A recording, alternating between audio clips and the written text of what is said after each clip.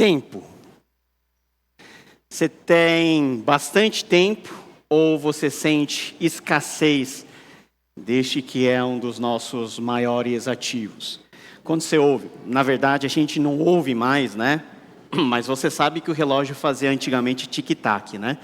Hoje as pessoas não sabem, as crianças não sabem que existia um tempo em que o relógio fazia tic-tac, tic-tac.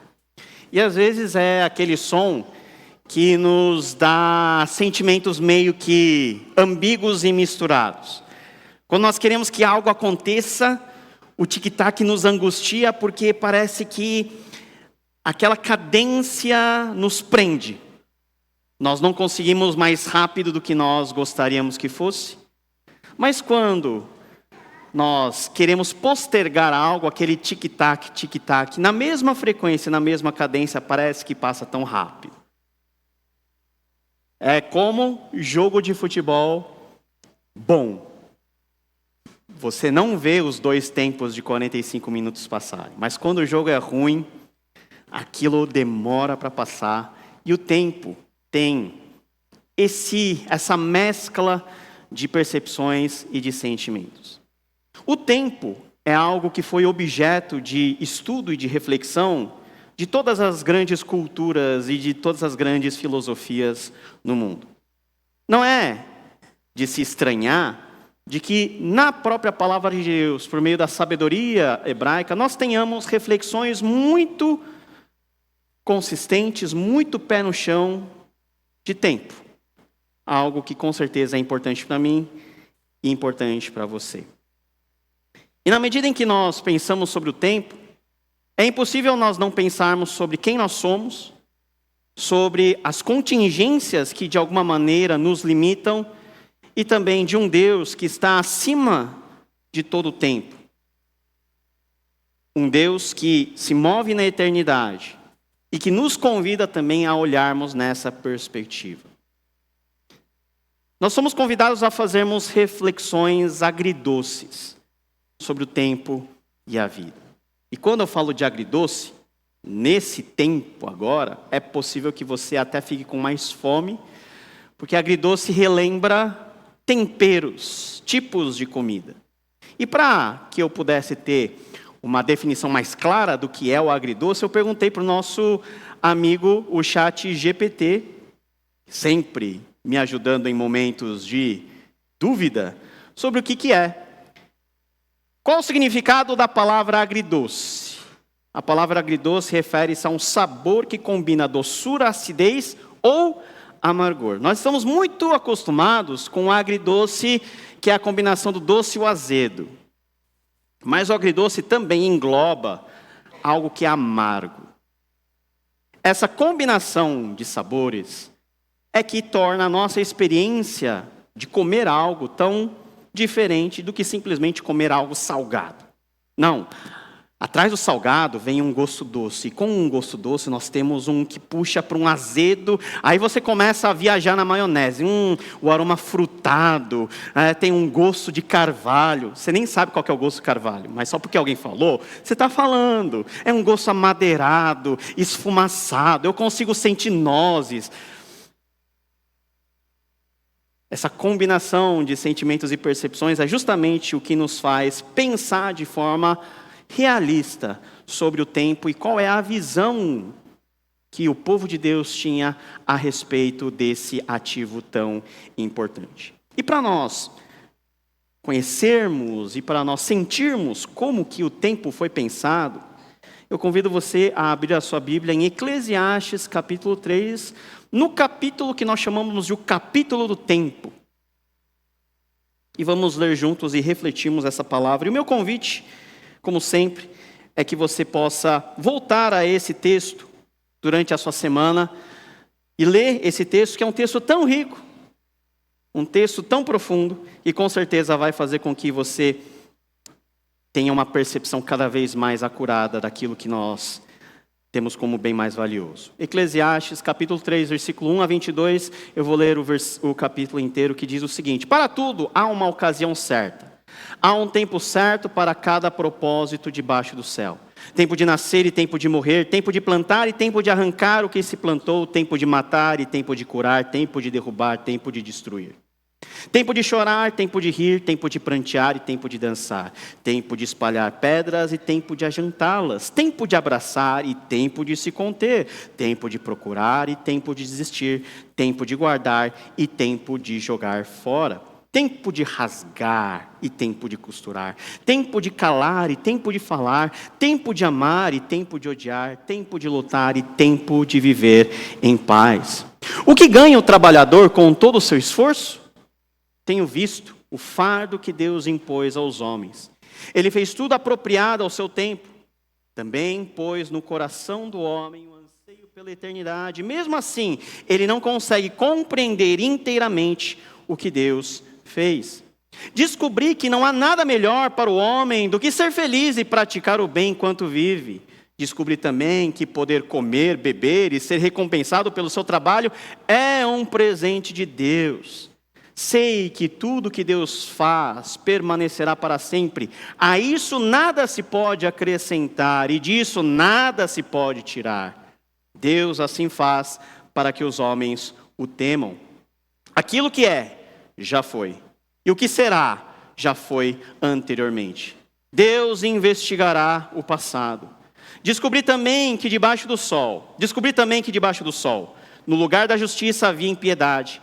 No lugar da retidão, ainda mais impiedade.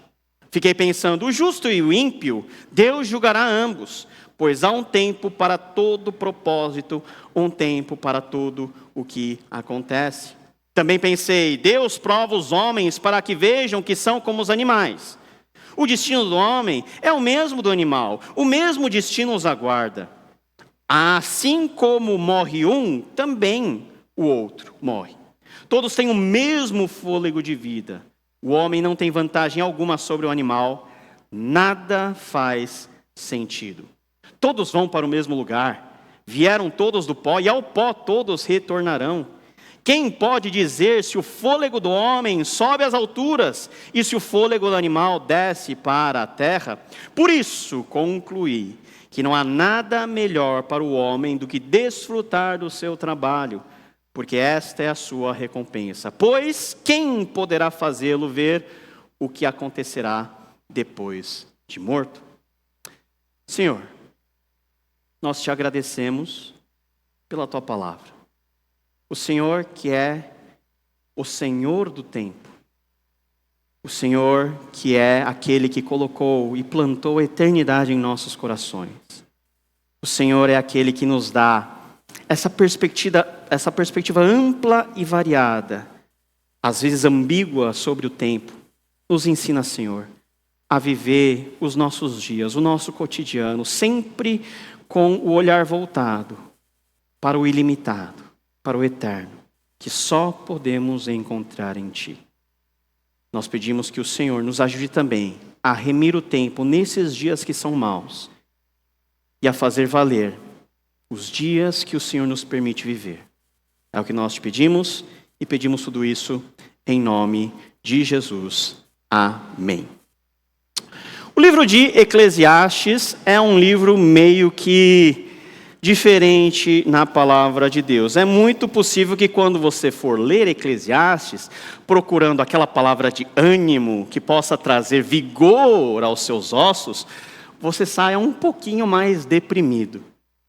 Porque Eclesiastes joga na cara algumas coisas que são difíceis de, até mesmo nós como filhos de Deus, digerirmos. O livro de Eclesiastes é um manifesto contra aquilo que eu gosto de chamar de coachismo, que é a teologia coaching. Tudo vai dar certo. Eclesiastes fala, não vai dar. Você vai viver bem. Eclesiastes fala, talvez não. As pessoas falam, você vai ter saúde, você vai ser rico. Eclesiastes diz, você vai morrer. Você vai construir o seu nome sobre a terra. E Eclesiastes diz, você é pó e ao pó voltará. Você diz, eu quero fazer tudo valer a pena. E o Eclesiastes diz o quê? Vaidade de vaidade, inutilidade de inutilidade. Tudo é inútil. É dentro dessa perspectiva realista que nós somos convidados a enxergar a questão do tempo por esse que é o filho do rei Davi, que escreve a partir de Jerusalém. A tradição diz que nós temos Eclesiastes aí escrito pelo rei Salomão. O certo é que quem escreve Eclesiastes é aquele que nós chamamos de o pregador, aquele que ensina. E esse que é o pregador, ele nos dá alguns insights maduros sobre a questão do tempo, e é sobre isso que nós vamos refletir a partir de agora. Em primeiro lugar, nós temos uma perspectiva de que existe um tempo certo para todas as coisas. Veja só, para tudo há uma ocasião certa, há um tempo certo para cada propósito debaixo do céu. Você já pensou na perspectiva de quem o pregador está falando isso? Não é na perspectiva do ser humano, é na perspectiva de Deus. Esse Deus que já estabelece todas as coisas. Esse Deus para quem não há novidade, que nós não conseguimos surpreender de forma que ele nunca viu aquilo que você está fazendo, ou que tudo, ou alguma coisa na sua vida seja alguma novidade. Tudo tem o seu tempo determinado. Tudo tem a sua ocasião certa. E talvez um dos textos mais conhecidos é justamente esse texto onde o pregador diz que há tempo para todas as coisas. Há tempo de nascer e há tempo de morrer. E o que mais nos choca é que o Eclesiastes diz que existe um tempo para amar e existe tempo para odiar. Como se você nunca tivesse odiado alguém. Existem momentos variados e existe essa situação pendular, que o tempo e a oportunidade da vida nos faz viver. Um dia você está bem, outro dia você está mal. E para todos esses momentos, existe uma definição de Deus. E existe um Deus soberano sobre a sua vida, inclusive quando o pêndulo pende para um lugar que você não quer estar, ou numa situação que você não quer vivenciar. Não são apenas momentos de alegria, mas momentos também de tristeza, porque a vida é assim, de um lado e de outro, para cima e para baixo. Existe tempo para todas as coisas, e você saber que o tempo não é algo que você pode manipular, já tira das suas costas um peso muito grande de você ter que correr contra o tempo, de você querer acelerar as coisas, de você querer antecipar coisas que estão mais para frente. Te dá um certo tipo de alento, uma leveza de saber que aquilo que não dá para ser controlado pelo ser humano é justamente o fator tempo. Existe tempo para todas as coisas. Existe ocasião certa para todos os momentos. E conhecer a ocasião certa, o tempo exato das coisas, é o que também a Bíblia chama de sabedoria. É você ter a serenidade que vem com a maturidade de entender que aquilo que você quer não é para agora, é para depois. Você tem que esperar. Ou quando as coisas vêm muito rápido, você cria dentro de você habilidades para você tentar, de alguma maneira, superar. E você viver aquele momento que veio muito rápido para você. Saiba, meu querido, que tudo que acontece na sua vida obedece um tempo, um timing determinado, governado pelo Senhor da história. Ainda que você sinta que algumas coisas estão indo muito devagar ou muito rápido, você pode ter a certeza que a sua vida não está descontrolada no sentido de que tudo pode acontecer de qualquer jeito. Não, Deus, Ele controla todas as coisas, porque Ele tem nas suas mãos as rédeas da história. Jesus compreendia isso muito bem. A questão do tempo era muito importante para Jesus. Jesus, quando foi multiplicar não, né? Ainda que seria bom também, transformar água em vinho, diante da pressão da sua mãe, mamãe vindo, sabe? Quando mamãe vem é uma pressão a mais. Oh, vamos fazer alguma coisa, faltou vinho na festa.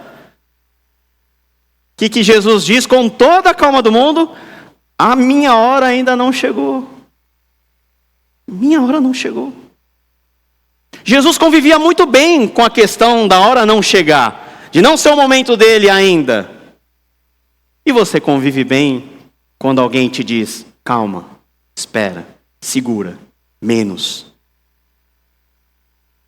Em outros momentos, Jesus tinha clara noção de que o tempo havia chegado, Marcos 1,15, e dizendo, o tempo está cumprido e o reino de Deus está próximo, arrependei-vos e crede no Evangelho. O tempo está cumprido. Se existe a convicção da sabedoria bíblica de que há tempo determinado para todas as coisas, aquilo que nós precisamos, com a ajuda do Espírito Santo, praticar e maturar dentro de nós é a habilidade de nós sabermos quando é e quando não é o tempo. Criarmos um espírito de serenidade contra o mal do nosso século, que é a angústia, que é a pressa, que é o desespero. O que o texto também nos ensina, em segundo lugar, é uma realidade que talvez para você seja estranho de conciliar. Mas o pregador nos ensina que o cotidiano e a eternidade são importantes.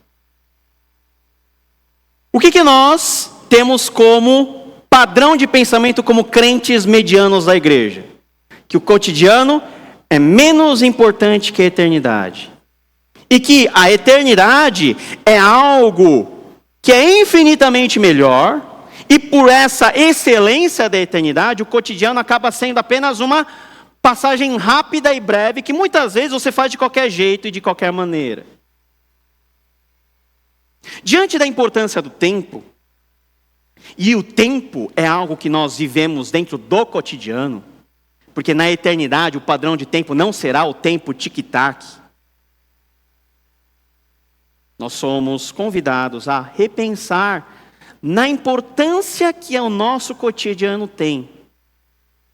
Das escolhas que, refletidos pela eternidade, nós fazemos dentro do âmbito físico, temporal, cronológico, mundano e secular. Veja o que diz o versículo 9, o que ganha o trabalhador com todo o seu esforço. Está falando da nossa situação aqui. Gente, é muito depressivo você pensar nisso nos dias de hoje. O que eu ganho trabalhando? O que sobra eu trabalhando? Você ganha o seu salário, o salário é que nem uma bola de ping-pong, ele pinga na sua conta, para fora.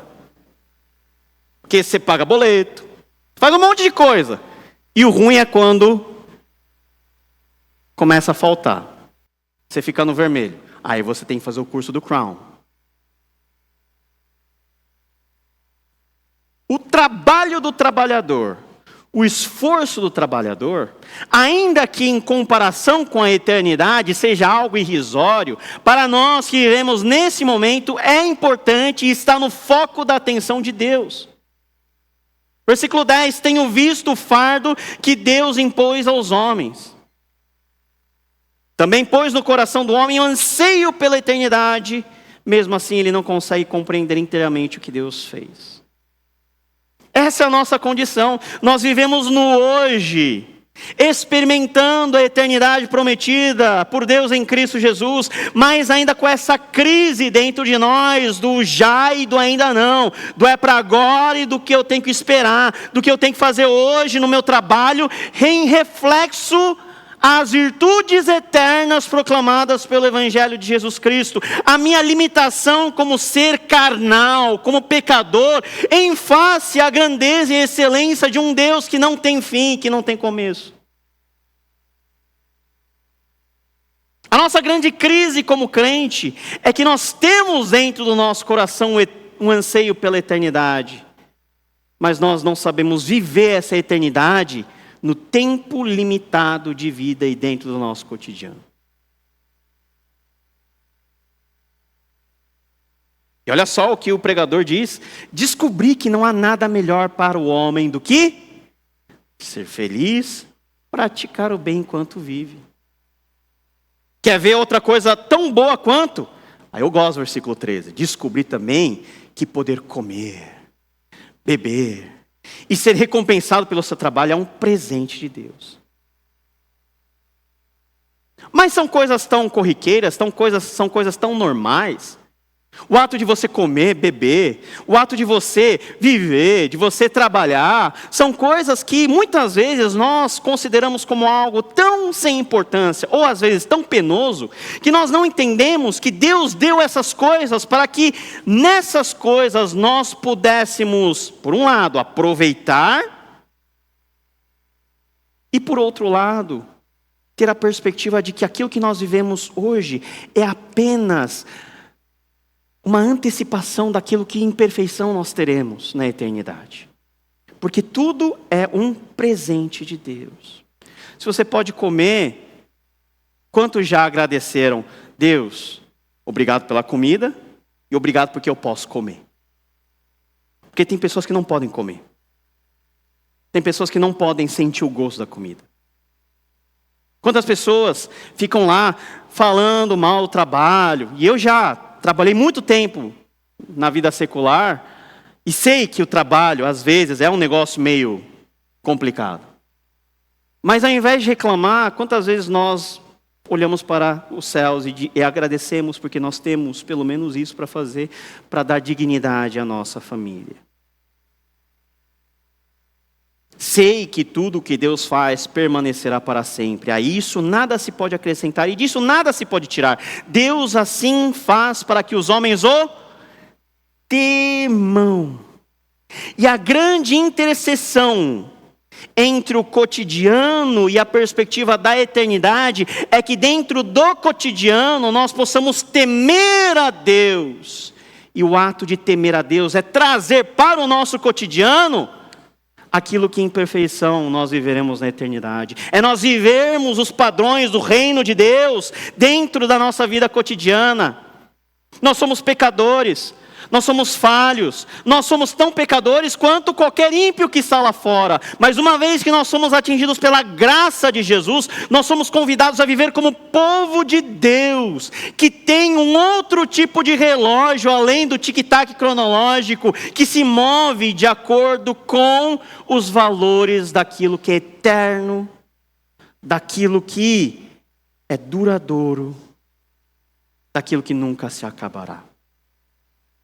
Como você tem vivido o seu cotidiano? Você tem trazido a eternidade para o seu cotidiano? Você tem trazido os valores da graça e do Evangelho de Jesus Cristo ao seu cotidiano? Ou você só está esperando o cotidiano acabar para você ir para a eternidade? Porque pode ser que isso seja a sua opção. E não é que você não vai para a eternidade. Porque todo que crê no nome do Senhor será salvo. Mas eu acho que você perde muito em você não viver aquilo que Deus quer que você viva. A partir das coisas simples, que têm o seu valor. Comer é importante, beber é importante. Tão importante que no mundo por vir nós não deixaremos de comer e beber, graças a Deus. Você acha aquele prato de lasanha delicioso? Aquele joelho de porco? Imagina no mundo por vir. Ah, pastor, no mundo por vir vai ter porco? Vai. Vai ter porco, vai ter boi. Tudo glorificado. Sem nenhuma impureza, principalmente dos porcos. Mas vai. Seu cotidiano importa para Deus. Seu cotidiano importa para Deus. Terceira coisa, o tempo é o espelho das nossas limitações. Veja só o versículo 15 até o 17, que de forma poética o pregador diz: aquilo que já foi, que é, já foi, e o que será, já foi anteriormente. Deus investigará o passado. Descobri também que debaixo do sol, no lugar da justiça havia impiedade, no lugar de retidão havia mais impiedade. O tempo nos mostra que nós não somos perfeitos. Onde nós queremos ver retidão, nós vemos corrupção. Onde nós esperamos piedade, nós vemos impiedade. Na pessoa que você acha existir algo de bom, você descobre que existe uma mancha daquelas que são muito difíceis de apagar. Você vê no outro e você vê em si mesmo que você não é aquilo que você queria ser, ou imagina ser, ou projeta ser. Que você não é tudo aquilo. Fiquei pensando, o justo e ímpio, Deus julgará ambos, pois há um tempo para todo propósito, um tempo para tudo o que acontece. O tempo mostra que nós somos seres falhos, limitados a essa contingência. Nós vivemos uma vida meio que triste, porque nós não sabemos ao certo o que vai acontecer amanhã, e nós não conseguimos arrumar as besteiras que fizemos ontem. Mas a perspectiva que a Bíblia dá a respeito dessa limitação é que essa limitação um dia será superada. Porque o texto é claro quando diz que Deus julgará justos e ímpios, pois há um tempo para todo propósito. Tudo parece estar desorganizado, e o tempo que nós temos hoje faz com que nós tenhamos cada vez mais nitidez de que nós vivemos num mundo imperfeito. Mas existe um tempo determinado no propósito de Deus, onde Ele colocará todas as coisas no seu devido lugar. Sabe aquele quarto desarrumado do seu filho? Que experiência agridoce. Você entra lá, parece que passou um furacão. O dia de Pentecostes aconteceu lá. Você não ouviu o som, você não sentiu o vento, mas está tudo revirado. E você sente aquele amor, aquela paixão pelo seu filho. E você vai lá, como bom pai, como bom mãe, arruma tudo. Arruma tudo. E depois que o quarto está todo arrumado, você vê aquilo, né? E é que nem Gênesis. Viu papai que era bom. Para o seu filho entrar lá de novo, no primeiro minuto já desfazer tudo o que você fez. A nossa vida é um quarto desarrumado e o tempo nos mostra isto. Mas um dia, o Senhor do tempo, que é o nosso Pai, Ele colocará todas as coisas no seu devido lugar. Colocará todos os pingos nos devidos is. E um dia nós não teremos mais sequer a preocupação de viver um mundo em que a possibilidade da bagunça estará presente, porque no mundo da eternidade, no mundo por vir, na nova criação, nem a possibilidade do pecado existirá.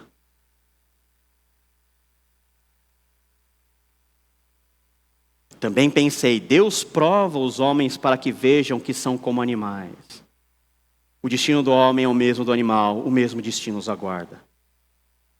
Você se sentiu ofendido? O pregador está jogando na sua cara que você é igual a um animal. E o que nos iguala a qualquer animal é que todos vamos morrer. Em face à injustiça que nós vivemos, em face ao próprio temor da morte que nós enfrentamos dentro de nós, o tempo é algo que espelha tudo isso.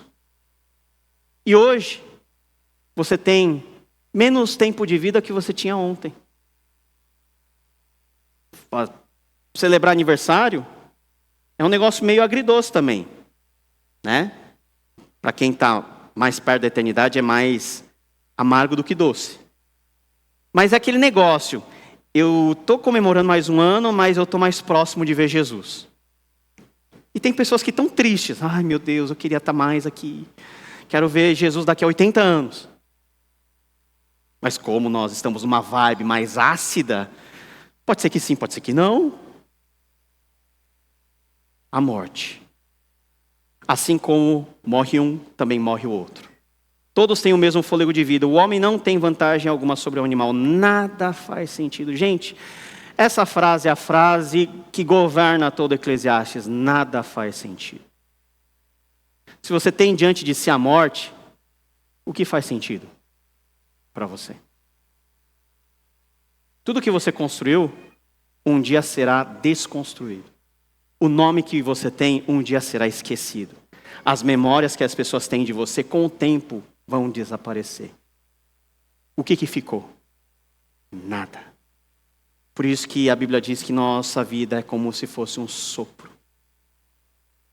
Mas diante desse grande tapa que o tempo nos dá, nós temos a perspectiva de que em Deus, em Jesus Cristo, a maior limitação que o tempo nos impõe, que é a nossa própria morte, terá uma solução definitiva. Porque em Cristo, todo aquele que crê, ainda que morra, viverá.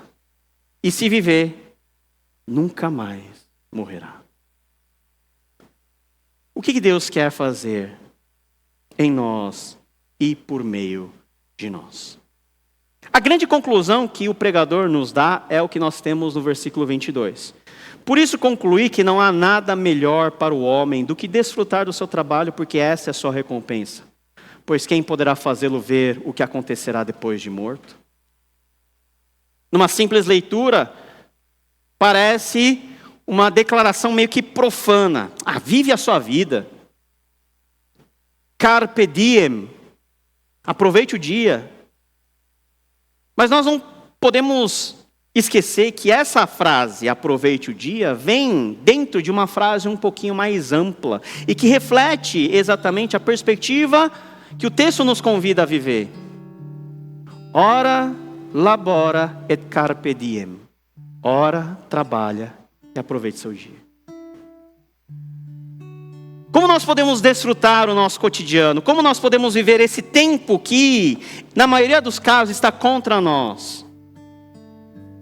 É de nós pensarmos que nós servimos um Deus que não está limitado ao tempo, que tem um propósito para além das limitações cronológicas, que nos fez com um anseio maior que o tempo, que nos faz viver uma realidade que nem olhos viram, nem ouvidos ouviram, nem um olho viu. Aquilo que nós vemos de maravilhoso acontecer dentro da nossa comunidade. Que bênção, gente. Se você está conosco desde o começo, nós estamos num ritmo bem acelerado, porque nós estamos organizando a igreja pelo menos 2 anos antes do que era previsto. Uau, que legal.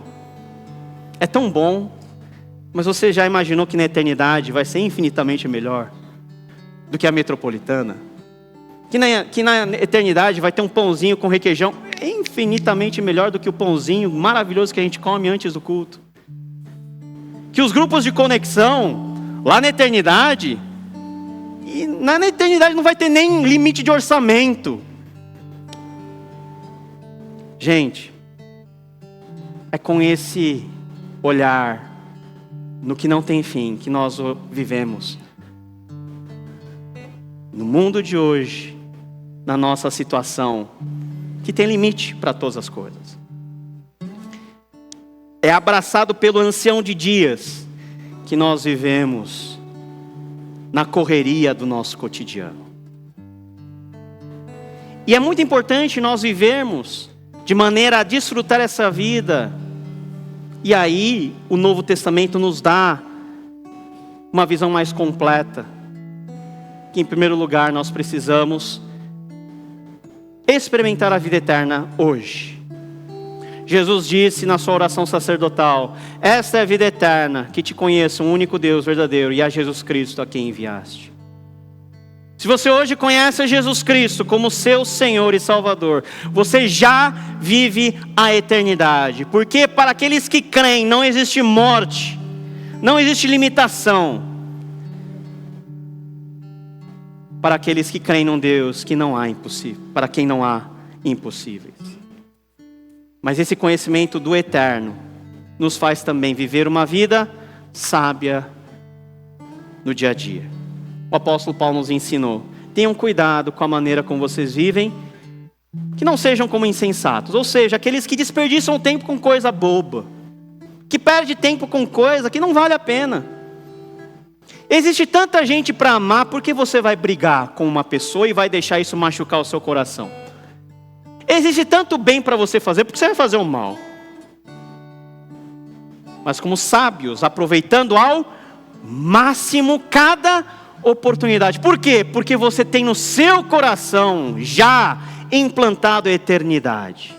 Você sabe o valor da oportunidade, porque a oportunidade é a miniatura da eternidade para nós. E tudo isso dentro de um mundo mau, em meio a dias maus, onde nós somos chamados a sermos luz que brilha, sal que salga. Que cada um de nós possamos ser esse agente da eternidade, a viver no cotidiano e a proclamar a todos que existe um Deus que tem controle inclusive sobre o tempo. Senhor nosso Deus, nós te agradecemos por hoje, pela tua palavra. Obrigado pelo cotidiano, pela limitação do tempo que nos ensina quem nós somos e também que nos faz vislumbrar o Deus que não tem fim. Esse Deus que nós adoramos, esse Deus a quem nós nos submetemos. Muito obrigado, em nome de Jesus. Amém.